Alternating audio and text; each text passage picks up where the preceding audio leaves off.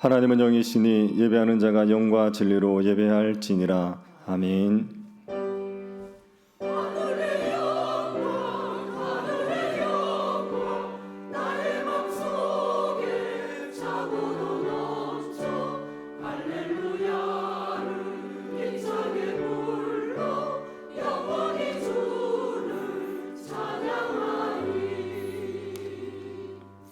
허울 많은 저희들을 주의 백성 삼아 주시는 은혜에 감사를 드립니다. 날마다 우리를 돌보아 주시고 또 예배 가운데 우리를 불러 주셔서 하나님을 만나게 하심을 감사드립니다. 하나님께서 예배 가운데 우리에게 임재하여 주셔서 우리가 하나님의 영광을 보게 하여 주시고 잃었던 기쁨과 평강을 회복할 수 있도록 은혜 허락하여 주옵소서. 주의 영광을 위해 살아가는 백성 되기를 원하오니 우리의 심령을 소생시켜 주옵소서. 걸어가신 예수님 이름으로 기도드립니다. 아멘.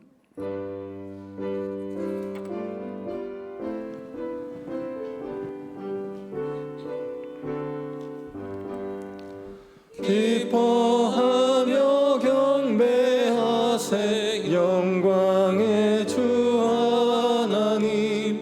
주 앞에서 우리 마음 피어나는 꽃 같아 죄와 슬픔 사라지고 의심 불은 거치니 변함없는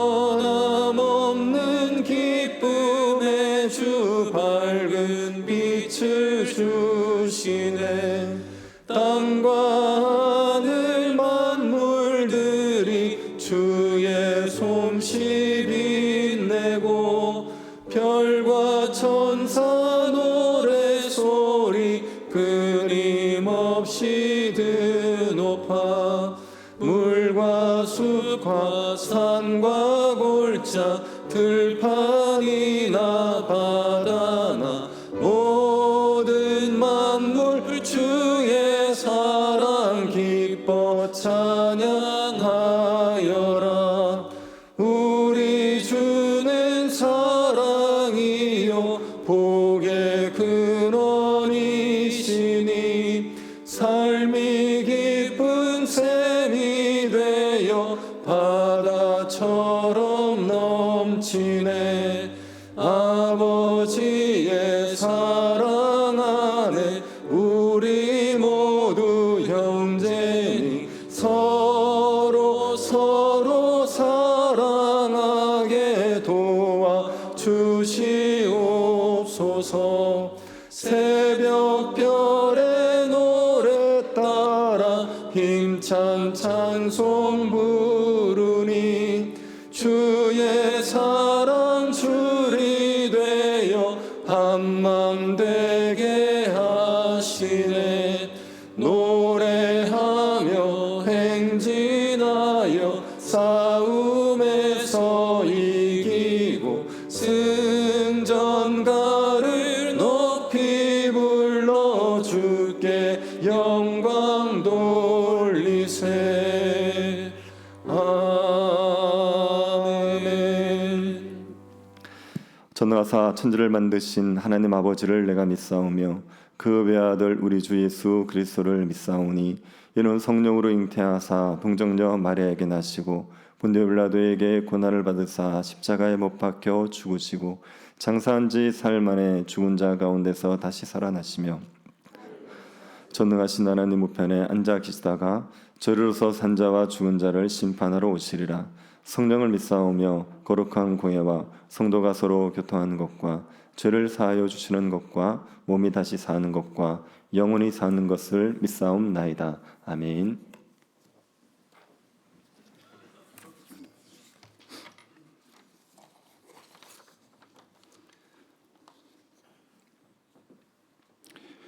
인애와 공평 그리고 정직을 땅에 행하시는 하나님 아버지 감사합니다.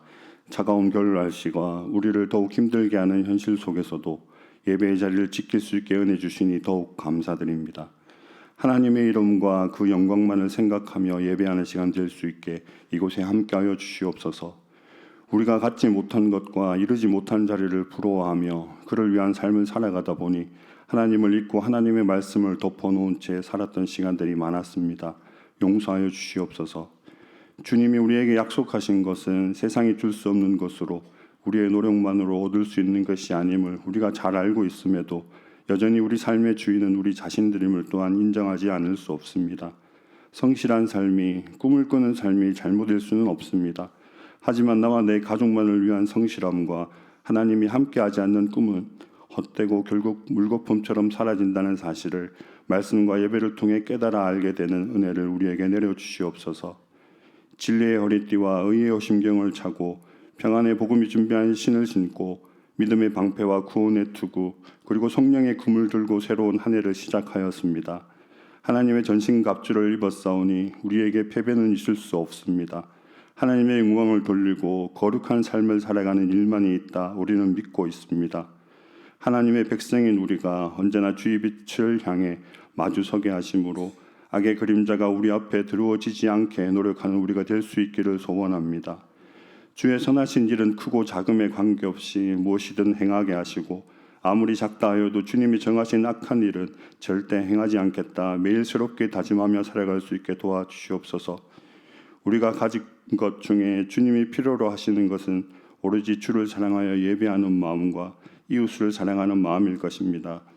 우리 중 누군가에게 보다 많은 재물과 지혜를 주심은 우리보다 부족한 이웃을 섬기게 하심일 것이니 우리를 교만하게 하는 지식은 버릴 수 있는 겸손함과 주를 멀리하게 하는 재물은 풍족히 나누게 하심으로 하나님 자녀의 신분을 지켜내는 우리가 되게 도와주시옵소서. 혹 우리에게 있는 재물과 지혜가 부족하여도 우리는 주의 도우심으로 주님을 사랑할 수 있고 주님을 예배할 수 있으며 주님의 사랑을 전할 수 있음을 우리가 깨닫게 도와주시옵소서.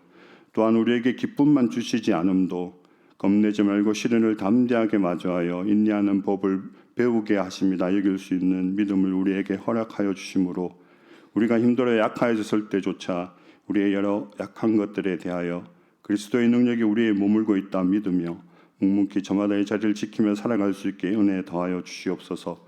오직 하나님 앞에서 주어진 상황과 실험하게 하시고 하나님의 능력을 체험할 수 있는 영광스러운 싸움을 위해 하나님 앞에서 기도의 실험을 게을리하지 않는 문화의 가족들이 될 수 있게 도와주시옵소서.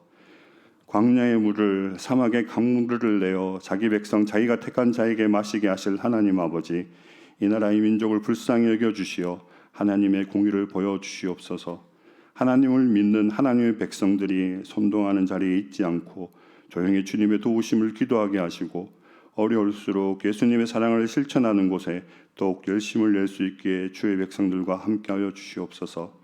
담임 목사님과 동력자들의 건강을 지켜주시어 주의 말씀이 날마다 새롭게 선포되게 하시고 성령님의 인도하심으로 하나님의 말씀이 온전히 풀어져 꿀과 같이 느껴지는 은혜를 내려 주시옵소서. 교회에 연로하신 어른들과 정중에 있는 성도들을 주님 기억하여 주시옵소서. 주의 손으로 잡아주시어 외롭지 않게 하시고 그 아픔을 들어주시며 그들을 위한 성도들의 기도에 응답하여 주시옵소서.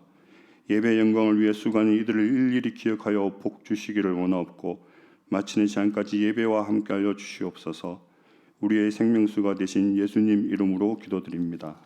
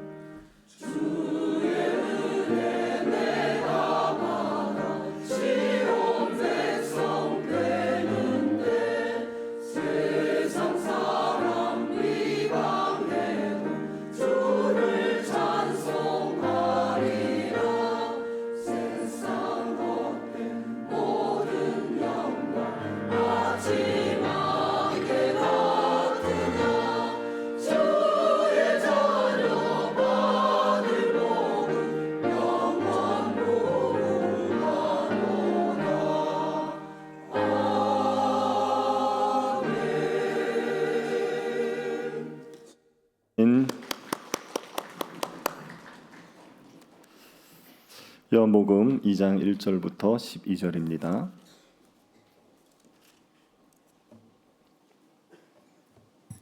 요한복음 2장 1절부터 12절 말씀입니다. 저희자 한 절씩 교도하겠습니다.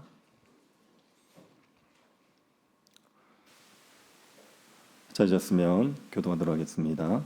사흘째 되던 날 갈릴리 가나에 혼례가 있어 예수의 어머니도 거기 계시고 예수와 그 제자들도 혼례 청함을 받았더니 포도주가 떨어진지라 예수의 어머니가 예수에게 이르되 저들에게 포도주가 없다 하니 예수께서 이르시되 여자여 나와 무슨 상관이 있나이까 내 때가 아직 이르지 아니하였나이다. 그의 어머니가 하인들에게 이르되 너에게 무슨 말씀을 하시든지 그대로 하라 하니라. 거기에 유대인의 정결 예식을 따라 두세 통 드는 돌 항아리 6이 놓였는지라. 예수께서 그들에게 이르시되 항아리에 물을 채우라 하신즉 아기까지 채우니 이제는 떠서 연회장에게 갖다 주라 하심에 갖다 주었더니 연회장은 물로 된 포도주를 맛보고도 어디서 났는지 알지 못하되 물떠온 하인들은 알더라. 연회장이 신랑을 불러 말하되 사람마다 먼저 좋은 포도주를 내고 취한 후에 낮은 것을 내거늘 그대는 지금까지 좋은 포도주를 두었도다 하니라. 예수께서 이 첫 표적을 갈릴리 가나에서 행하여 그의 영광을 나타내심에 제자들이 그를 믿으니라. 그 후에 예수께서 그 어머니와 형제들과 제자들과 함께 가버나움으로 내려가셨으나 거기에 여러 날 계시지는 아니하시니라. 아멘. 조지 물러 목사님을 아시지요? 조지 물러 목사님은 영국에서 고아원을 세우고 그리고 기도로서 고아원을 운영하신 분입니다. 이분은 5만 번 기도응답을 받았다는 것으로 유명하지요. 이 조지 물러 목사님이 이런 말을 한 적이 있습니다. 나는 내가 매일 해야 하는 가장 중요한 일은 주 안에서 내 영혼이 행복해지는 것임을 이전보다 더 분명히 알게 되었다. 내가 맨 먼저 관심을 기울여야 하는 것은 내가 얼마나 주님을 섬겨야 하는가 혹은 내가 어떻게 주님을 영화롭게 해드릴까 하는 것이 아니다. 도리어 어떻게 나의 영혼이 행복해질까, 어떻게 내적인 존재가 성숙해질 것인가 하는 것이다. 조지 물러 목사님이 자신이 가장 중요하게 해야 될 일, 가장 관심을 먼저 기울여야 될 일은 자기 영혼이 행복해지는 거라고 얘기하고 있습니다. 어떻게 주님을 잘 섬길까를 먼저 생각하지 않고 어떻게 주님을 영화롭게 할 것인가를 먼저 생각하지 않고 어떻게 하면 내 영혼이 가장 행복해질 수 있을까 그걸 먼저 생각해야 된다 이렇게 이야기하고 있습니다. 조지 물러 목사님의 말에 대해서 어떻게 생각하십니까? 이건 맞다 이렇게 해야 된다 동의가 되십니까? 신자라면 마땅히 자기 영혼을 행복하게 하기 위해서 가장 먼저 신경을 써야 된다 그렇게 얘기할 수 있습니까? 하나님의 영광을 위해서 사는 게 우선이 아니겠습니까? 조지 물러 목사님은 자기 영혼을 행복하게 하는 게 어떤 것보다 우선되는 일이라고 얘기합니다. 그 이유를 이렇게 얘기합니다. 왜 그런가? 불신자들 앞에서 진리를 전할 수도 있고 신자들의 유익을 위해서 애쓰는 사람이 될 수도 있다. 낙심한 자들을 위로할 수도 있다. 그 밖에 여러 모양으로 이 세상에서 하나님의 자녀인 듯 행동할 수도 있다. 하지만 주 안에서 행복하지 않고 속사람이 매일 성숙하고 강건해지지 않는다면 이 모든 것을 올바른 정신으로 행하지는 못할 것이다. 신자로서 할 수 있는 일들을 하지요. 우리가 신자로서 전도를 하고 다른 사람들이 낙심할 때 위로를 해주고 다른 사람들을 위해서 뭔가를 할 수 있지요. 그런데 만약에 우리의 영혼이 행복하지 않으면 그런 것들을 올바르게 할 수 없는 겁니다. 제가 설교를 하지 않습니까? 여러분에게 이렇게 얘기합니다. 하나님을 믿으십시오. 하나님을 믿으면 복됩니다. 행복해집니다. 그렇게 얘기합니다. 그런데 제 영혼은 지옥이에요. 저는 너무 괴로워요. 그러면 제가 설교를 바르게 할 수 있습니까? 신자로서 자기의 영혼이 행복하지 않으면 신자다운 일들을 하면서 살아갈 수가 없는 거죠. 그런 의미에서 조지 물러 목사님은 자신이 가장 먼저 신경 써야 될 것은 어떻게 하면 자기 영혼이 행복할 것인가 라는 점이라고 말하고 있는 겁니다. 신자들이 하나님을 영화롭게 하기 위해서 행복해야 된다는 거죠. 이것을 굉장히 강조하는 분이 있습니다. 존 파이퍼 목사님이라는 분이 있습니다. 존 파이퍼 목사님이 하나님을 기뻐하라는 책을 쓰셨는데 그 책에서 기독교 희락주의를 강조하고 있습니다. 기독교 희락주의라는 것은 우리가 하나님을 영화롭게 하는 것은 하나님으로 인하여 즐거워하는 게 하나님을 영화롭게 하는 것이라. 이게 기독교 희락주의입니다. 소요리 문답 일문일답을 잘 하실 겁니다. 사람이 제일 되는 목적이 무엇입니까? 사람이 제일 되는 목적은 하나님을 영화롭게 하고 그를 영원토록 즐거워하는 것입니다. 이게 답이거든요. 그런데 존 파이퍼 목사님은 이 부분을 이렇게 해석을 합니다. 사람의 제일 되는 목적은 하나님을 영원히 즐거워함으로써 그분을 영화롭게 하는 것이다.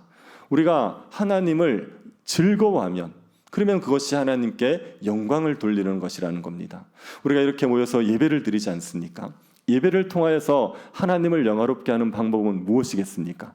우리가 예배를 드리면서 지루해하고 힘들어하면 하나님을 영화롭게 할 수 없죠. 예배를 드리면서 너무너무 즐거워하면, 예배를 드리면서 하나님 때문에 기뻐하면 그 자체로서 하나님께서 영광을 받으신다는 거죠. 그래서 우리가 하나님을 영원히 즐거워하는 것, 우리가 주 안에서 행복한 것이 하나님을 영화롭게 하는 거라고 얘기하는 겁니다. 그래서 이런 말까지도 하게 됩니다. 우리가 행복해지지 않으려 하면 하나님께서는 끔찍한 일로 위협하신다. 우리가 행복해지지 않으려고 할 때 하나님께서 우리를 징계하신다는 거예요. 우리가 언제가 행복해지지 않으려고 할 때겠습니까? 하나님에게서 멀어질 때, 우리가 죄를 지을 때, 그때는 우리가 행복해지려고 하지 않는 거거든요. 그럴 때 하나님께서 우리를 징계하신다, 우리를 위협하신다고 얘기할 정도로 하나님은 우리의 행복에 관심이 있으시고 우리가 행복하기를, 주 안에서 행복하기를 원하신다고 얘기하는 겁니다. 여러분, 하나님께서 우리를 주 안에서 행복해지기를 원하신다고 믿으십니까? 그러면 여러분 주 안에서 행복하시기를 바랍니다. 주 안에서 행복하시는 것이 하나님을 영화롭게 하는 방식입니다. 그러면 어떻게 하는 것이 주 안에서 행복해지는 겁니까? 우리가 주 안에서 행복해져야 되는데, 행복을 누려야 되는데 어떻게 하는 것이 주 안에서 행복해지는 것입니까? 예수님께서 가나 혼인잔치에서 물을 포도주로 만들어준 이 기적을 보면 우리가 어떻게 주 안에서 행복해지는지를 알 수가 있습니다. 예수님이 행하신 이 기적을 표적이라고 얘기하지요. 가나에서 행하신 표적이 첫 번째 표적입니다. 요한은 예수님이 행하신 기적을 가리켜서 표적이라는 용어를 써요. 그것은 이 기적은 나타내고 싶은 의미가 있다는 겁니다. 사인을 한 얘기입니다. 예수님이 어떤 분인지를 보여주기 위해서 행하신 것이기 때문에 이것을 표적, 이렇게 얘기하는 겁니다. 이 가나에서 행하신 이 표적을 통해서 예수님이 어떤 분인지가 나타납니다. 그리고 어떻게 우리가 주 안에서 행복해지는지도 우리가 배울 수가 있습니다. 예수님이 갈릴리 가나의 결혼식에 참석을 하셨습니다. 이 결혼식은 예수님의 친척의 결혼식이라고 봅니다. 왜냐하면 마리아가 포도주가 떨어지니까 예수님에게 달려와서 그 사실을 알리고 도움을 구하지 않습니까? 포도주가 떨어지는 일은 주방에서 일어나는 일입니다. 주방에서 일어나는 일은 일반 하객들이 알 수가 없어요. 그런데 마리아가 그것을 알았다는 이야기는 이게 마리아의 친척의 결혼식이라는 거죠. 그러니 마리아가 주방에서 일어나는 일을 안 겁니다. 예수님이 그 친척의 결혼식에 참여하셨어요. 혼자 참여하지 않고 제자들과 함께 그 결혼식에 참여를 하셨습니다. 결혼식이 한참 진행되던 중에 포도주가 떨어졌습니다. 이스라엘 백성들의 결혼식에서 반드시 있어야 되는 음식이 포도주입니다. 우리나라 결혼식에서는 반드시 어떤 음식이 있어야 됩니까? 여러분, 보통 이렇게 결혼하라는 얘기를 사람들이 뭐라고 얘기하죠? 국수 먹여달라, 이렇게 얘기하죠. 그래서 우리나라 잔치에는 국수가 있어야 되는 거예요. 근데 이제 이스라엘 잔치에는 반드시 포도주가 있어야 되는 겁니다. 결혼식을 하던 중에 포도주가 떨어졌어요. 난감하죠. 한참 잔치가 흥겨워지고 있는데 포도주가 떨어지면 이건 난감한 일이죠. 그런데 포도주가 떨어졌다고 해서 심각한 위기다, 이렇게 얘기할 수 있겠습니까? 없으면 그냥 물 마시든지 하면 되지 않습니까? 우리가 생각하면 이렇게 심각한 위기는 아닐 수 있습니다. 그런데 이스라엘 백성들의 결혼식 풍습을 생각하면 이건 굉장히 심각한 문제입니다. 이스라엘 백성들은 결혼식을 할 때 신부는 친구들과 함께 집에 기다려요. 그러면 신랑이 그 신부를 데리러 옵니다. 신부를 데리러 와서 자기 집, 신랑의 집으로 신부를 데리고 가는 겁니다. 그리고 거기에서 일주일간 잔치를 하는 거예요. 일주일간 결혼식을 하는 겁니다. 그 결혼식을 할 때 포도주와 이렇게 흥겨운 잔치를 잘 준비해 줘야 돼요. 결혼식 잔치를 잘 준비해 주면 신부 측 입장에서는 자신들이 존중받는다는 것을 느낍니다. 그럼 이제 신랑 측이 우리를 참 존중해 주는구나 이런 것 때문에 좋아해요. 그런데 만약에 결혼식을 잘 준비하지 않아서 엉망이 되지 않습니까? 그러면 신부 측에서는 어떤 느낌을 받냐면 우리 집안을 모욕하는 거야? 우리를 무시하는 거야? 이런 느낌을 받습니다. 유대인들이 모욕을 당하는 걸 못 견디는 사람들이에요. 그래서 만약에 결혼식을 하다가 신부 쪽에서 모욕을 당했다고 느껴지면 법정에 고소를 할 수 있는 정도까지. 그래서 포도주가 떨어지는 이 문제는 큰 문제로 발달할 수 있는 아주 심각한 위기의 상황인 겁니다. 그래서 이 문제를 가지고 마리아가 예수님에게 달려온 거예요. 그리고 예수님에게 말하지요. 포도주가 떨어진지라. 예수의 어머니가 예수께 이르되 저들에게 포도주가 없다. 그렇게 얘기했습니다. 마리아는 예수님에게 포도주를 없는 문제를 해결해 달라는 거예요. 어디 가서 포도주를 사오란 얘기가 아니라 예수님에게 신성이 있으니까, 능력이 있으니까 이 포도주의 문제를 해결해 달라고 예수님에게 이야기를 한 겁니다. 그때 예수님이 뭐라고 대답하십니까? 4절을 보십시오. 예수께서 이르시되 여자여 나와 무슨 상관이 있나이까? 내 때가 아직 이르지 아니하였나이다. 예수님이 마리아를 뭐라고 불렀어요? 여자여라고 불렀죠. 그래서 예수님이 여자여라고 부른 건 낮춰 부른 게 아니라 높여 부른 겁니다. 그러니까 약간 귀부인 이런 느낌입니다. 그렇다고 하더라도 예수님이 마리아 어머니를 여자여라고 부르면 안 되는 거예요. 제가 예전에 부목사로 있을 때 길거리 전도를 나갔는데 어떤 분이 자기는 교회를 안 다닌대요. 이유가 뭐냐면 요한복음 읽었는데 요한복음에서 예수님이 마리아를 여자라고 부르더라는 겁니다. 아니 어머니를 여자라고 부르는 자식이 어디 있냐? 난 그래서 예수 안 믿는다 이렇게 얘기하더라고요. 어머니를 여자라고 부르면 안 되죠. 아무리 높이는 말이라 하더라도 여자라고 부르면 안 되는 겁니다. 근데 왜 예수님은 마리아를 여자라고 불렀겠습니까? 예수님이 마리아의 아들이죠. 그런데 마리아의 아들만 됩니까? 하나님의 아들도 됩니까? 하나님의 아들도 되는 거예요. 예수님은 마리아의 아들이면서 하나님의 아들인 겁니다. 그래서 예수님이 공생애를 시작하기 전에는 마리아의 아들로 살아요. 그런데 공생애를 딱 시작하면 하나님의 아들로 사는 거예요. 지금 예수님은 공생애를 시작하셨습니다. 세례요한에게 세례를 받으시고 제자들과 함께 공생애를 시작하셨어요. 그리고 지금 가나온인 잔치에 참여한 것도 공생애의 사역 중에 하나로 참여를 하신 거예요. 그 상황 속에 있는데 마리아는 여전히 예수님을 아들로 대하는 거예요. 그래서 아들에게 포도주가 떨어진 것을 도와달라고 온 겁니다. 근데 예수님은 이제는 마리아의 아들로서 사는 게 아니라 하나님의 아들로 산다. 내가 메시아로 산다는 것을 명확하게 하기 위해서 호칭을 바꿔버리는 거예요. 여자여 이렇게 부르면서 마리아가 예수님의 메시아의 백성으로서 그래서 메시아와 메시아의 백성의 관계라는 것을 드러내시는 겁니다. 그러고 나서 내 때가 이르지 않았다 이렇게 얘기합니다. 여기서 내 때가 이르지 않았다고 말할 때 때는요 언제냐면 예수님이 십자가에 죽으시고 부활하실 때입니다. 요한복음에서는 때라고 얘기하면 그거는 십자가 죽으시고 부활하실 때를 얘기합니다. 요한복음 17장 1절 한번 보십시오. 예수께서 이 말씀을 하시고 눈을 들어 하늘을 우러러 이르시되 아버지여 때가 이르렀사오니 아들을 영화롭게 하사 아들로 아버지를 영화롭게 하게 하옵소서. 십자가를 앞두고 때가 이르렀습니다. 십자가 질 때가 됐습니다. 그렇게 얘기하는 겁니다. 요한복음 7장 30절도 보십시오. 그들이 예수를 잡고자 하나 손을 대는 자가 없으니 이는 그의 때가 아직 이르지 아니하였음이러라. 예수님을 잡으려고 하는데 못 잡아요. 왜요? 때가 이르지 않았기 때문에. 십자가 질 때가 아직 되지 않았기 때문에. 그래서 때가 이르지 않았다는 얘기는 예수님이 십자가 지고 부활할 때가 이르지 않았다는 얘기예요. 예수님이 갑자기 뜬금없이 마리아는 포도주가 떨어졌다고 얘기하는데 내 때가 이르지 않아서 나와 상관없는 일입니다. 이렇게 얘기하는 거예요. 이거는 왜 이렇게 얘기하셨냐면은 지금 마리아가 포도주가 떨어졌다고 하는 상황 속에서 예수님이 포도주를 안 만들어주겠다고 이렇게 얘기하신 건 아닙니다. 나중에 예수님이 포도주를 만들어주세요. 그럼 마리아가 때를 써서 만들어주는 게 아니라 예수님은 만들어줄 생각이 있으셨어요. 그런데 포도주를 만들어주는 그 일을 통하여서 예수님은 보여주고 싶은 게 있다는 것을 알리고 싶은 겁니다. 뭘 보여주고 싶은 거냐면 마리아가 저들에게 포도주가 없다고 했죠. 마리아는 포도주가 떨어진 사실을 얘기한 겁니다. 근데 예수님은 이걸 영적인 의미를 부여하신 거예요. 포도주가 떨어진 그게 인류의 상황을 보여준다는 거죠. 포도주가 떨어진 것 같이 인류의 상황이 기쁨을 상실한 상황이다. 사람들이 지금 기쁨을 잃은 상황이라는 걸 보여주는 겁니다. 사람들은 기쁨을 잃었습니다. 왜 기쁨을 잃었습니까? 에덴에서 범죄함으로 하나님과의 관계가 단절되어 버렸기 때문에, 그래서 기쁨을 잃어버리는 거예요. 예수님은 그들에게 기쁨을 주기 위해서 오셨습니다.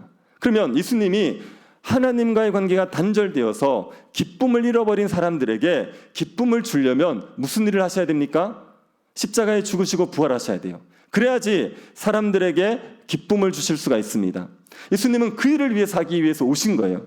그래서 이 물을 포도주로 바꿔주면서 포도주가 떨어진 잔치에 포도주를 공급하시는 일을 통하여서 예수님께서 기쁨을 잃어버린 인류에게 참된 기쁨을 주기 위해서 십자가에 죽으시고 부활하실 것이라는 걸 보여주기 위해서 이 일을 하신다는 걸 알려주고 싶은 겁니다.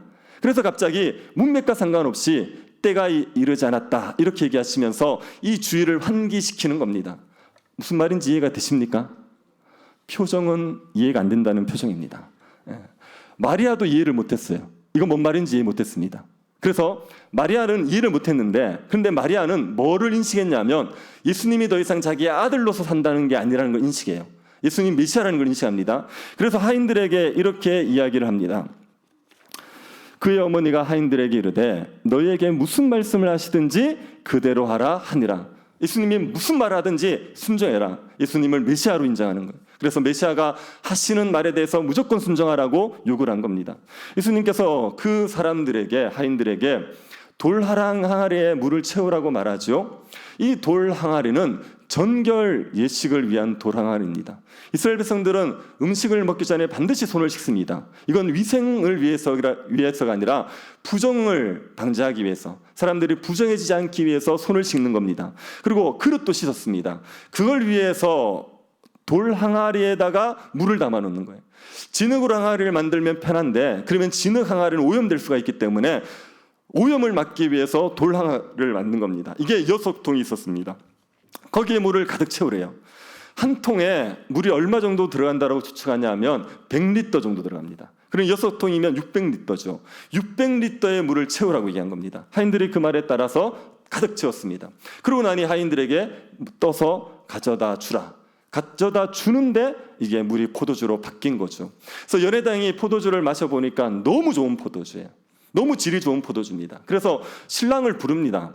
아니 도대체 넌 어떻게 나중에 질 좋은 포도주를 내냐. 보통 잔치에 가면 처음에 질 좋은 포도주를 냈다가 사람들이 취하면 질 나쁜 걸로 바꾸는데, 그런데 는 어떻게 처음에 나쁜 걸 내고 뒤에 좋은 걸 내느냐, 그렇게 얘기하는 거예요. 예수님이 만들어준 포도주는 너무나도 질 좋은 포도주, 그 포도주를 만들어주심으로 말미암아 예수님께서 잔치의 기쁨을 계속 누리게 해주셨던 겁니다. 예수님이 잔치집에서 포도주를 만들어주셨다. 이거는 뭘 보여주냐면 예수님께서 사람들에게 하나님 나라의 기쁨, 하나님 나라의 풍요로움을 누리게 해주기 위해서 오셨다. 이걸 보여주는 겁니다. 구약에서 포도주는 하나님 나라가 도래했을 때 누리게 될 풍요로움, 기쁨을 상징하는 겁니다. 창세기 49장 10절 11절을 보십시오. 규가 유다를 떠나지 아니하며 통치자의 지팡이가 그 발 사이에서 떠나지 아니하기를 실로가 오시기까지 이르리니 그에게 모든 백성이 복종하리로다. 그의 나귀를 포도나무에 매며 그의 암나귀 새끼를 아름다운 포도나무에 맬 것이며 또 그 옷을 포도주에 빨며 그의 복장을 포도즙에 빨리로다. 실로가 오신다. 이 말은 메시아가 오신다는 얘기입니다. 메시아가 오시면 무슨 일이 벌어지냐면 사람들이 나귀를 포도나무에 매어요. 포도나무는 강합니까? 약합니까? 약하지요. 그래서 포도나무에 나귀를 매면 포도나무는 망가져요. 그렇기 때문에 나귀를 포도나무에 매지 않습니다. 그런데 언제 포도나무에 나귀를 맬까요? 포도나무가 지쳐 늘어날 때. 이게 너무나도 많을 때는요, 그냥 포도나무에다 몇 번인 거예요. 한두 그루 망가져도 아무 문제가 없는 거예요. 포도나무가 너무 많다. 풍요롭다는 겁니다. 그러니까 사람들이 옷을 어디다 빨아요? 포도주에다 빨아요. 혹시 집에서 포도주에 옷 한번 빨아보셨습니까? 얼마나 이게 풍요로우면 포도주에 옷을 빨아요. 그러니까 그런 시대가 온다는 거예요. 실로가 오시면, 메시아가 오시면 포도주가 넘치는 시대가 있다. 이게 메시아가 오시면 풍성한 하나님 나라가 누려진다. 기쁨을 풍성히 누릴 날이 온다고 얘기하는 겁니다. 이사야서 말씀도 한번 보시겠습니까? 이사야 25장 6절. 만군의 여호와께서 이 산에서 만민을 위하여 기름진 것과 오래 저장하였던 포도주로 연회를 베푸시리니 곧 골수가 가득한 기름진 것과 오래 저장하였던 맑은 포도주로 하실 것이며, 하나님께서 메시아가 오시는 그날에 잔치를 벌여주시는데 묵은 포도주, 오래된 포도주로 이게 잔치를 벌여주는 겁니다. 여러분, 포도주는 금방 담은 게 좋습니까? 묵은 게 좋습니까? 어떻게 하시죠? 네, 의심스러운데. 네. 포도주는 오래될수록 좋죠. 그래서 무슨 몇백 년 된 포도주는 몇 천만 원씩 하고 그러지 않습니까? 그러니까 이게 묵은 포도주로 잔치를 한다. 질 좋은 포도주로 잔치한다. 메시아가 오시면 하나님 나라 잔치가 벌어지는데 그때 오래 묵은 포도주, 질 좋은 포도주로 잔치를 벌여줄 거라고 이사야 선지자도 예언했어요. 그래서 포도주가 넘친다. 이거는 메시아가 오므로 말미암아 하나님 나라가의 풍요로움이 누려진다. 기쁨이 가득해진다. 이런 걸 상징하는 겁니다. 예수님께서 그 포도주를 만들어 주신 거예요. 사람들에게 질 좋은 포도주를 만들어 주신 겁니다. 포도주를 찔끔 만들어 주셨어요? 많이 만들어 주셨어요? 네, 600리터. 도랑아지 6개 가득 채워서 실컷 먹고 남을 정도로 질 좋은 포도주를 만들어 주신 거예요. 메시아가 오심으로 말미암아 이루어질 하나님의 나라의 풍요로움, 기쁨을 예수님께서 맛보고 누리게 해 주신 겁니다. 여러분, 예수님이 사람들에게 기쁨을 주기 위해서 오셨다는 걸 이 표적이 명확하게 보여주는 겁니다. 사람들은 기쁨을 찾아요. 사람들이 기쁨을 구하는 건 나쁜 게 아닙니다. 이건 본능이에요. 사람들의 기쁨을 구하는 건 배가 고프면 음식을 찾는 것처럼 우리에게 있는 본능입니다. 신자가 되어도 이게 사라지지 않습니다. 기쁨을 구하는 마음은 사라지지 않아요. 기쁨을 구하는 것 자체는 나쁘지 않습니다. 그런데 문제는 뭐냐면 어디에서 기쁨을 찾느냐는 거예요. 보통의 사람들이 어디에서 기쁨을 찾습니까? 사람들이 일을 하는 데서 기쁨을 찾습니다. 그래서 학생들은 공부를 잘해서 성적을 잘 받으면 기쁘고, 좋은 대학 가면 기쁘고, 공부 잘해서 인정받으면 기쁜 거예요. 직장인들은 일을 열심히 해서 최우수 사원, 아니면 연봉이 많아진든지 성과가 나든지 사람들에게 인정을 받으면 기쁜 거죠. 일하는 데서 기쁨을 찾습니다. 아니면은 사람들과의 관계에서 기쁨을 찾기도 하죠. 사람들과 좋은 관계를, 가족들과 좋은 관계, 친척들과 좋은 관계, 친구들과 좋은 관계를 누리면서 이루어가면서 기쁨을 찾기도 합니다. 아니면은 돈에서 기쁨을 찾기도 하죠. 돈이 주는 기쁨이라는 건 이루 말할 수 없이 크지요. 추우면 밖에 나가서 일하기 싫습니다. 근데 여러분, 만약에 하루 일당에 3배를 준다 그러면 추운데도 나가시겠습니까? 안 나가시겠습니까? 당연히 나가죠. 하루 일당에 3배 주면 영하 10도가 되어도 얼마든지 나갈 거예요. 우리가 돈이 누리는 기쁨들이 있어요. 그 기쁨들을 우리가 누리기 위해서 애쓰면서 살아가지요. 오락거리에서도 기쁨을 누립니다. 사람들이 볼거리, 먹거리, 놀거리 이런 데서 기쁨을 누리지요. 우리나라는 이게 진짜 풍요로운 곳입니다. 제가 가르쳤던 제자 한 명이 이탈리아로 유학을 갔는데 그 친구 하는 말이 자기가 사는 동네는요 공부하기에 최적이래요. 이유가 뭐냐면 놀 게 없어요. 학교 가면 와이파이가 되는데 집에 오면 와이파이가 안 돼요. 그러니까 이제 볼 것도 없고 놀 것도 없고 그러니까 공부할 수밖에 없다고 얘기하더라고요. 근데 우리나라는 얼마나 볼거리, 먹거리, 놀거리가 많습니까? 핸드폰 하나만 가지면 하루 종일 심심하지 않게 놀 수 있습니다. 음악 프로, 영화, 드라마 온갖 것들을 보면서 게임하면서 즐길 수 있죠. 먹을 수 있는 것도 너무나도 많습니다. 먹을 것 지천에 있죠. 또 우리가 놀 수 있는 것도 얼마나 많습니까? 그런 데서 기쁨을 찾는 겁니다. 오락거리에서 기쁨을 찾는 거죠. 그런데 여러분, 우리가 보통의 사람들이 기쁨을 찾는 모든 것들은요 결국은 기쁨이 떨어질 날이 오게 되어 있어요. 그건 영원하지 않습니다. 일의 기쁨을 찾는 사람들이 거기에서 영원히 기쁨을 누립니까? 항상 일이 잘 되는 법이 어디 있습니까? 또 계속 일을 할 수 있는 것도 아니지 않습니까? 관계의 기쁨이 영원합니까? 좋은 관계가 영원히 맺어지는 것도 아니고 사람들과의 관계가 고립되어 버릴 때도 있단 말입니다. 오락거리에서의 기쁨요 조금만 누려보면 그게 떨어지게 되어 있습니다. 기쁨이 잠시 있다 사라지는 것들이에요. 그래서 이런 것들에서 기쁨을 찾는 게 문제인 겁니다. 기쁨은 어디에서 찾아야 되냐면 예수 그리스도에게 기쁨을 찾아야 되는 겁니다. 예수 그리스도가 우리에게 기쁨을 주시는 분이에요. 그 예수 그리스도로 말미암아 기쁨을 누려야 우리가 정말 질 좋은 포도주를 마시는 것처럼 기쁨을 풍성하게 누리면서 살아갈 수가 있습니다.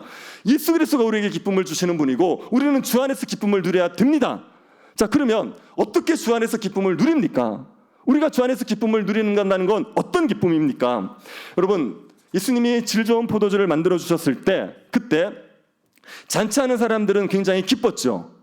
그 사람들은 무엇 때문에 기뻤습니까? 질 좋은 포도주를 마시는 것 때문에 기뻤단 말이에요. 그런데 그 질 좋은 포도주가 어디에서 왔는지를 몰랐어요. 누구는 알았습니까? 하인들은 알았죠. 그리고 또 한 부류가 알았습니다. 누가 알았습니까? 제자들이 알았어요. 제자들은 예수님이 그 물을 포도주로 만드신 걸 알았습니다. 그래서 그걸 본 제자들이 보인 반응이 11절입니다. 11절 한번 보십시오. 예수께서 이 첫 표적을 갈릴리 가나에서 행하여 그의 영광을 나타내심에 제자들이 그를 믿으니라. 제자들이 물을 포도주로 만드는 것을 통하여서 하나님 예수님이 영광을 나타내신 것을 봤어요. 예수님이 나타내신 영광, 이 영광은 어떤 영광입니까? 예, 요한복음 1장 14절의 영광입니다. 1장 14절 보십시오. 말씀이 육신이 되어 우리 가운데 거하심에 우리가 그 영광을 보니 아버지의 독생자의 영광이요 은혜와 진리가 충만하더라. 예수님이 나타나신 영광은 어떤 영광요? 아버지의 독생자의 영광, 은혜와 진리가 충만한 영광. 예수님이 물을 포도주로 만드심으로 말미암아 하나님의 아들이라는 것을 드러내신 거예요. 제자들은 그 예수님의 행하신 것을 보고 예수님이 하나님의 아들이라고 믿어진 거죠. 예수님이 하나님의 아들이라고 믿은 겁니다. 자, 그러면 그 잔치에 참여한 하객들이 누렸던 기쁨이 있겠죠. 그 다음에 제자들이 누린 기쁨이 있을 겁니다. 이 기쁨에는 차이가 있습니다. 하객들이 누린 기쁨은 어떤 기쁨입니까? 포도주, 질 좋은 포도주로 누리는 기쁨이에요. 제자들이 누린 기쁨은요, 예수님이 믿어짐으로 말미암아 하나님의 아들이라고 믿어짐으로 말미암아 기쁨을 누리는 거예요. 뭔 말인지 이해가 되십니까? 예수님이 하나님의 아들이라고 믿어지니까 거기에 기쁨을 누리는 겁니다. 여러분, 예수님이 하나님의 아들이잖아요. 그러면 제자들은 누구랑 있는 거예요? 하나님이랑 있는 거예요. 제자들이 예수님이 하나님의 아들이면 제자들은 하나님과 함께 하는 겁니다. 하나님과 함께 했던 때가 언제입니까? 에덴 동산. 또 하나님과 함께 할 때가 언제입니까? 새하늘과 새 땅. 지금 제자들은 에덴 동산에서 새하늘과 새 땅에서 누릴 하나님과 함께하는 그 기쁨을 지금 미리 맛보고 있는 겁니다. 왜요? 예수님이 하나님의 아들로 믿어지니까. 여러분, 하나님과 함께하면 기쁘지 않습니까? 네. 여러분, 빨리 천국 가고 싶잖아요. 썰렁한 건 뭐죠? 천국 빨리 가고 싶죠? 왜요? 거기 가면 뭐가 있었어요? 황금길? 좋은 집? 이것 때문에요? 아니면 거기 가면 누가 계십니까? 하나님이 계시는 거예요. 예수님이 계시는 거예요. 그 때문에 우리가 천국에 빨리 가고 싶다고 얘기할 정도로 하나님과 함께하는 기쁨이 좋은 거 아닙니까? 그 기쁨을 지금 제자들이 누리고 있는 거예요. 예수님이 하나님의 아들로 믿어지니까 우리가 하나님과 함께하고 있구나. 그것 때문에 기쁨을 누리고 있는 겁니다. 여러분, 그래서 주 안에서 행복한 건요, 주 안에서 기뻐하는 건 하나님과 함께하는 기쁨인 거예요. 하나님과 함께하는 기쁨이 신자가 누리는 기쁨입니다. 우리에게 예수님이 떨어진 포도주를 채워줘서가 아니라 돈이 떨어졌는데 돈을 주시고 건강이 떨어졌는데 건강을 주시고 우리의 삶에 성공이 떨어졌는데 성공을 주시고 이런 것 때문에 행복한 것이 아니라 우리에게 하나님이 함께 하시는 것 때문에 하나님과 함께하는 그 기쁨을 신자가 누리며 살아가는 겁니다. 이게 정말 신령한 기쁨이고요, 이게 정말 질 좋은 포도주를 먹는 기쁨인 겁니다. 하나님과 함께하는 기쁨을 아시죠? 하나님 우리에게 말씀을 들려주시잖아요. 하나님께서 우리에게 말씀해 주세요. 네, 저를 한번 보시죠. 자, 저를 보십시오. 다 끝났습니다. 저를 보십시오. 하나님 우리에게 말씀하십니다. 그렇죠? 성경을 읽으면 하나님의 말씀이 들려져요. 우리가 정말 힘들 때, 우리가 위로가 필요할 때 말씀을 읽으면 위로를 해줘요. 우리가 낙심됐을 때 말씀을 통해 일어나 달려가게 해주세요. 용기가 필요하면 용기를 주시고요, 우리에게 책망이 필요하면 책망을 주시는 거예요. 말씀을 통해 우리가 하나님의 말씀을 듣는 겁니다. 이 하나님과 교제하는 기쁨을 누리는 겁니다. 제가 언제인지 모르겠지만 새벽 기도를 준비해야 되는데 너무 힘이 든 거예요. 그래서 그냥 좀 지친 마음에 새벽 기도를 준비했어요. 새벽 기도를 준비하기 위해서 이사야 말씀을 이렇게 묵상하고 연구하는 거예요. 그래서 정말 힘이 빠진 상태에서 말씀을 연구하고 묵상하는데, 그런데 그 말씀이 마음에 확 와닿는 겁니다. 그러고 나서 힘이 생기는 거예요. 그래서 분명히 설교 준비하기 전에는 힘이 없었어요. 지쳤는데 말씀을 듣고 나니까 힘이 생겨버리는 거예요. 그런 일들이 비일비재한 거 아닙니까? 우리의 삶에 얼마나 그런 일들이 많습니까? 우리의 삶이 너무 무너졌다고 생각되는데 하나님의 말씀을 딱 들려주셔서 말씀 때문에 일어나는 거예요. 우리의 삶이 너무 괴로운데 말씀 때문에 기쁨이 회복되어지는 겁니다. 그 하나님의 말씀의 은혜가 우리에게 있는 거예요. 그 하나님이 우리와 함께 하셔서 말씀해 주시는 겁니다. 기도를 들어주시는 거예요. 정말 죽을 만큼 괴로워서 엎드렸다가 기쁨으로 일어나는 경우가 얼마나 많습니까? 우리의 삶에 고민과 염려가 너무 많았는데 하나님 앞에 기도했더니 하나님께서 우리의 문제를 해결하여 주실 걸 믿게 하여 주셔서 일어나 달려가게 해주신 적이 얼마나 많습니까? 그 기도의 응답이 있는 겁니다. 우리가 하는 일들 가운데 하나님께서 함께 하셔서 하나님의 능력을 베풀어 주시는 거예요. 우리가 할 수 없었던 일들이 막 일어나는 겁니다. 제 제자가 결혼을 하면서 저한테 주례를 부탁했어요. 목사님 주례를 좀 해주세요. 그래서 제가 주례를 해주겠다고 얘기하고 내일이 주례하는 날인데 그 전날 너무 이렇게 좀 이게 느낌이 어떠냐면 일이 잘 안 된다는 느낌이 드는 겁니다. 여러분도 그럴 때 있지 않습니까? 뭐 설교를 해도 뭐 잘 안 되고 뭐 참 잘 안 되는 느낌이 드는 거예요. 그래서 내일 주례를 어떻게 하지 하는 마음이 들었습니다. 아침에 새벽에 일어나서 하나님 앞에 기도하면서 은혜를 구했죠. 그리고 이렇게 순서들을 다시 점검하고 설교를 다시 점검하는 시간을 가졌습니다. 그리고 가서 주례를 하는데 주례를 하면서 너무 편한 거예요. 제가 주례를 하는 입장에서 너무 편한 겁니다. 찬양을 제가 들어도 찬양이 너무 은혜로운 거예요. 안 믿으시는데 그럴 수 있습니다. 찬양이 너무 은혜로운 거예요. 그리고 이제 마음 편하게 했어요. 주례를 마치고 그 제자가 저한테 몇 번이나 얘기했습니다. 목사님 너무 고맙다고. 왜 고맙냐 그러냐, 자기들이 결혼식이 너무 좋았다는 거예요. 그리고 하객들이 너무 좋았다는 거예요. 하객들 중에 교회를 안 다니시는 분들이 있는데 그분들이 설교를 듣고 좋았다는 겁니다. 여러분 결혼식 설교 듣고 은혜 받아 보신 적 있습니까? 이게 얼마나 어려워요. 근데 제가 잘했다는 게 아니라 제가 정말 그 전날까지 지쳤거든요. 이게 내 힘으로 못할 것 같았다고요. 그런데 하나님이 은혜를 베푸셔서 하나님 일들이 이루어지는 걸 보는 겁니다. 이런 걸 보면 기쁘거든요. 뭐가 기쁜지 아십니까? 하나님이 나와 함께 한다는 게 기뻐요. 하나님이 나와 함께 한다는 그 사실이 기쁜 거예요. 그래서 그 기쁨이 우리로 하여금 신령한 기쁨, 정말 하나님 나라의 기쁨을 맛보며 누리며 살아가게 만들어 주시는 겁니다. 예수님 우리에게 이런 기쁨을 주시기 위해서 오신 분인 겁니다. 그래서 여러분 주 안에서 기뻐하셔야 돼요. 주 안에서 기뻐하셔야 됩니다. 여러분 주 안에서 기뻐하시기 위해서 가장 먼저 할 일이 뭐냐면은 여러분이 믿음을 가지시는 겁니다. 로마서를 한번 보십시오. 로마서 15장 13절. 소망의 하나님이 모든 기쁨과 평강을 믿음 안에서 너에게 충만하게 하사 성령의 능력으로 소망이 넘치게 하시기를 원하노라. 기쁨과 평강을 하나님께서 주시는데 무엇을 통하여 주신다고 말합니까? 모든 기쁨과 평강을 어디 안에서요? 믿음 안에서요. 우리가 믿을 때 기쁨과 평강을 누리는 겁니다. 여기서 믿는다고 얘기할 때는 뭘 믿는 겁니까? 이건 예수 그리스도를 믿는 거예요. 예수님이 어떤 분이라고 믿는 겁니까? 하나님의 아들이라고 믿는 거예요. 예수님이 하나님의 아들이라고 믿는 게 예수님에 대한 믿음의 핵심입니다. 그래서 예수님이 하나님이라고 믿으면 우리 안에 기쁨과 평강이 일어나는 거예요. 왜요? 하나님이 우리와 함께 하시기 때문에. 여러분 예수님을 믿는다고 말하는 사람들 중에 예수님을 믿는다고 하면서 예수님이 하나님의 아들이라고 믿지 않는 사람들이 있습니다. 예수님이 신이라고 믿지 않는 사람이 있어요. 제가 유튜브에서 사람들에게 예수님을 소개한다고 말하는 유튜브 채널을 본 적이 있습니다. 이 사람이 굉장히 인기 있는 유튜버예요. 그 사람이 예수님에 대해서 소개하면서 뭐라고 얘기했냐면 예수님은 하나님이 아닌데 자기를 신으로 만들었다고 얘기하는 거예요. 왜냐하면 말씀을 사람들이 지키게 만들어야 되는데 말씀은 오래전에 기록되었으니까 죽은 말씀이 될 수 있다는 거예요. 그렇기 때문에 예수님이 스스로 신이 되어서 신이라고 사람들에게 말해서 믿게 해서 사람들이 예수님 때문에 말씀을 지키고 살아가게 만들겠다는 거예요. 그런 의도를 가지고 예수님은 자기가 신이 아니지만 신이라고 사람들에게 믿게 만들었다고 주장하는 거예요. 그 사람이 자기는 예수를 믿는다고 얘기하는 거예요. 이거 가짜입니다. 아닙니다. 예수님을 믿는다고 말할 때는 하나님의 아들로 믿어야 되는 거예요. 우리는 훌륭한 선생인 예수를 믿는 게 아닙니다. 우리에게는 훌륭한 선생이 필요한 게 아니에요. 우리에게 필요한 분은 하나님이에요. 하나님이 없으면 우리의 삶은 어떤 것으로도 만족이 안 됩니다. 우리에게 하나님이 필요한 거예요. 그 하나님이 예수 그리스도라는 걸 믿는 것, 그 믿음이 우리로 하여금 참된 기쁨과 평강을 누리게 만들어 주는 겁니다. 그래서 예수님으로 말미암아 기쁨을 누리려면 예수님이 하나님이라는 걸 믿으셔야 되는 겁니다. 요한복음의 기록 목적을 다시 한번 기억해 보십시오. 오직 이것을 기록함은 너희로 예수께서 누구라고요?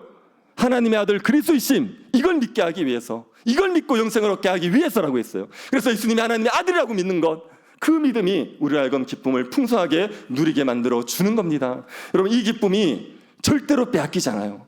예수님이 하나님의 아들이라는 걸 믿지 않습니까? 그러면 하나님과 함께하는 거예요. 그 기쁨은 우리가 빼앗기지 않습니다.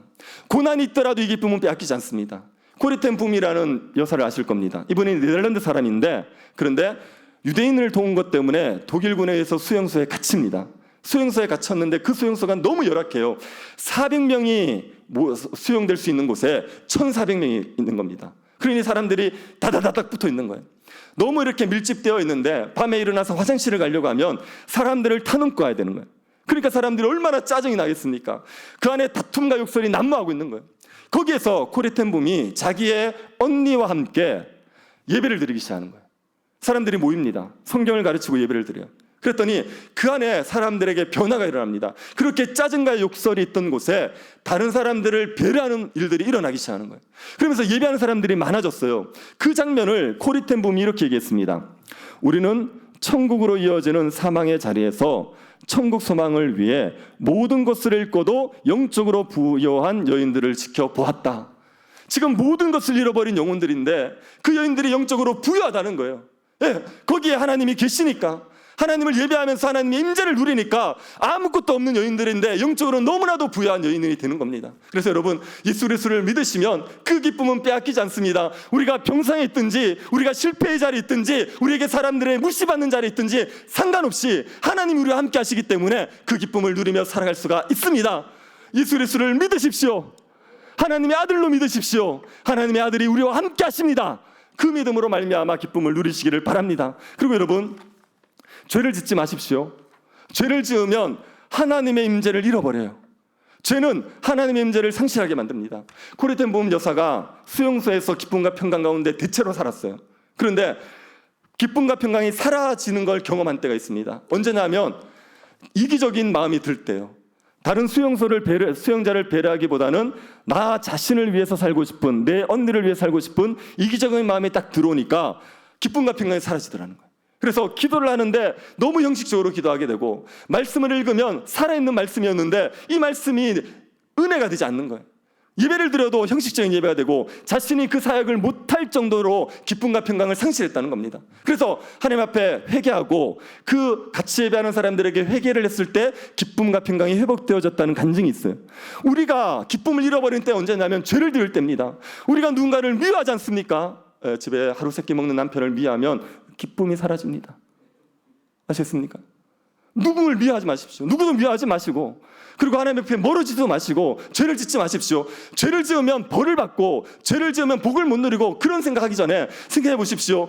하나님과의 친밀함이 가장 좋은데 죄로 말미암아 그 친밀함을 잃어버리는 게 아깝지 않습니까? 그게 억울하지 않습니까? 그러니 하나님과의 친밀함을 위해서 죄를 짓지 마시고 하나님의 말씀에 순종하기 위해서 애쓰시면서 말씀과 기도에 힘쓰시면서 하나님과 함께하는 기쁨을 누리시기를 바랍니다. 이 기쁨이 우리로 하여금 살게 할 겁니다. 이 기쁨 때문에 우리가 하나님의 백성답게 살아갈 수 있게 되어 있습니다. 하나님과 함께하는 기쁨을 누리셔서 하나님의 백성답게 살아가시면서 하나님을 영화롭게 하는 주의 백성들 될 수 있기를 간절히 바랍니다. 자비하신 하나님, 우리에게 은혜를 베풀어 주셔서 감사드립니다. 예수님이 하나님의 아들이심을 믿게 하여 주셔서 하나님과 함께하며 살아가게 하여 주신 것을 감사드립니다. 하나님과 날마다 함께하는 삶을, 동행하는 삶을 살아가게 하여 주옵소서. 우리에게 말씀하시고 우리의 기도를 들으시고 우리에게 역사하신 하나님으로 말미암아 우리가 기뻐하며 살아갈 수 있도록 은혜 베풀어 주옵소서. 거룩하신 예수님 이름으로 기도드립니다.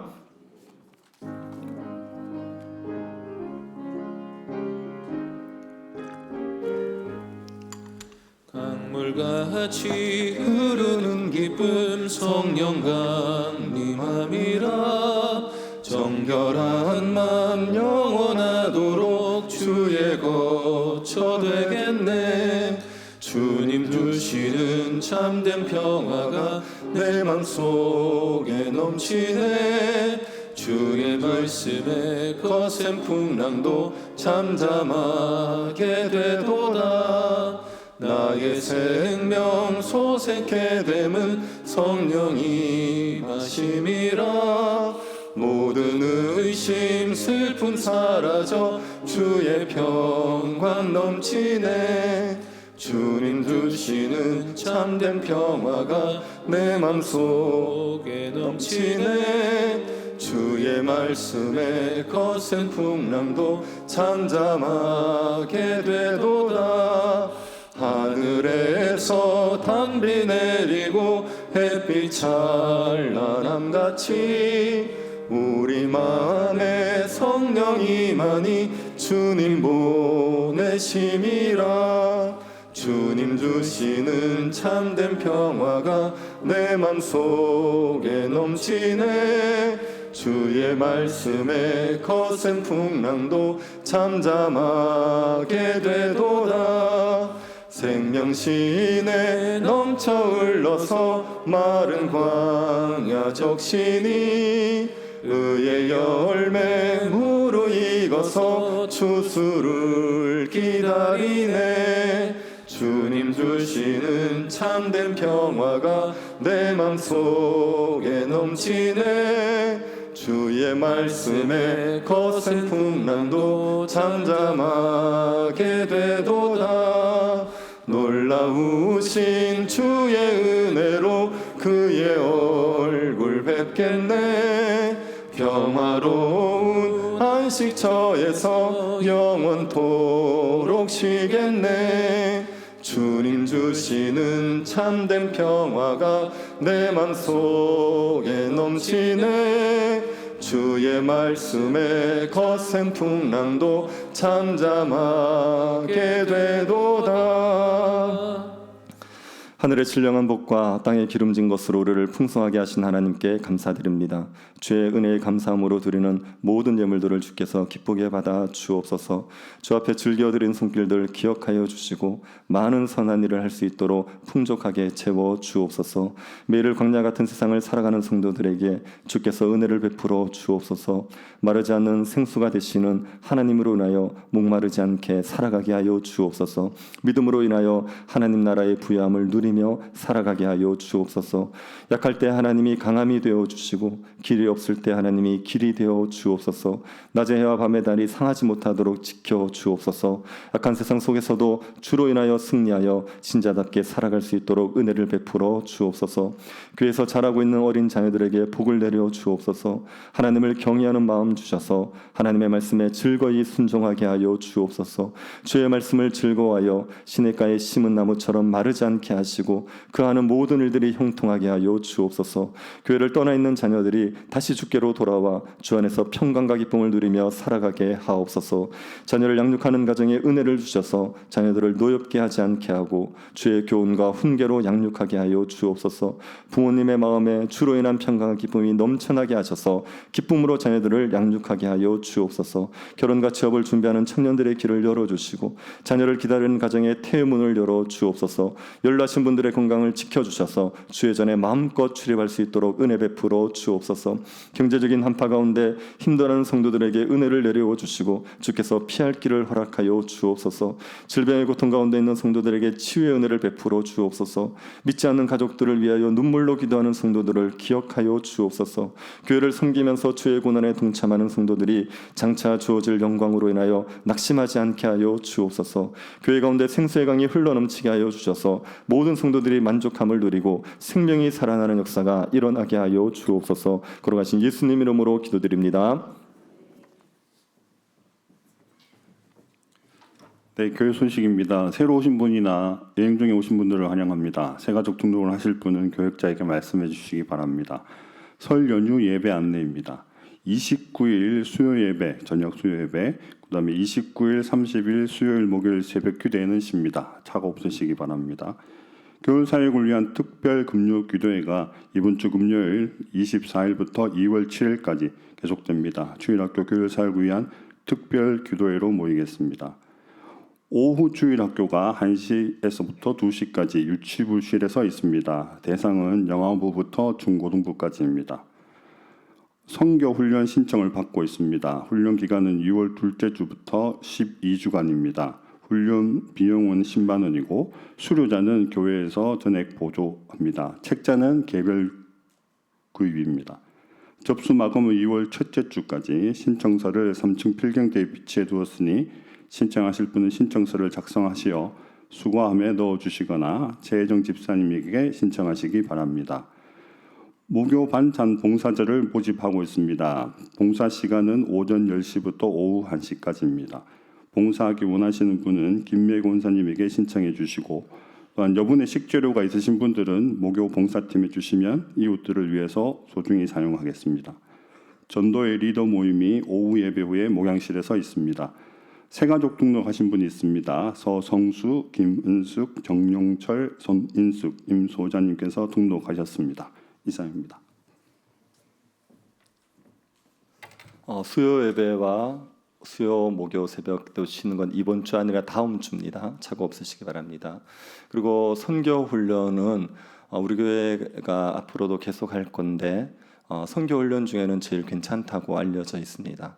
방식이 어떠냐면 등록을 하시면 책을 사서 정해진 분량을 읽습니다.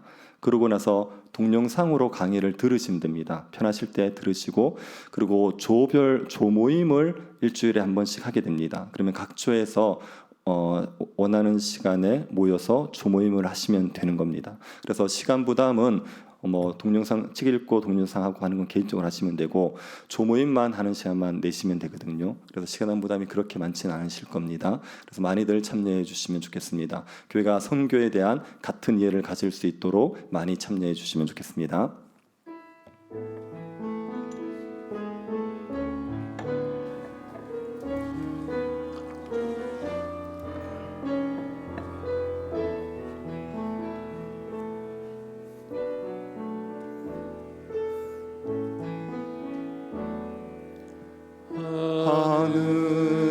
하늘에 계신 아버지,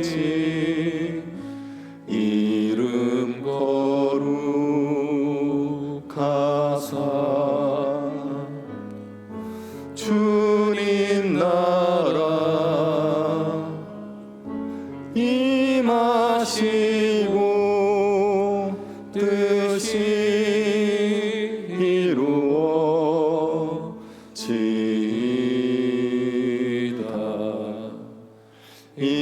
일용할 양식 주시고 우리들의 큰 죄 다 용서하옵시고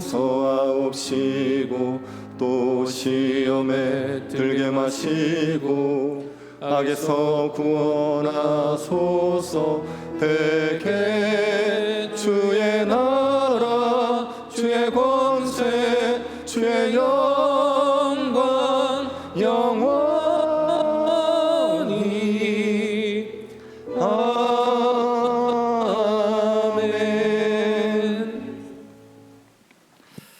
여호와는 그 얼굴을 내게 비추사 은혜 베푸시기를 원하며 여호와는 그 얼굴을 내게로 향하여 드사 평강 주시기를 원하노라.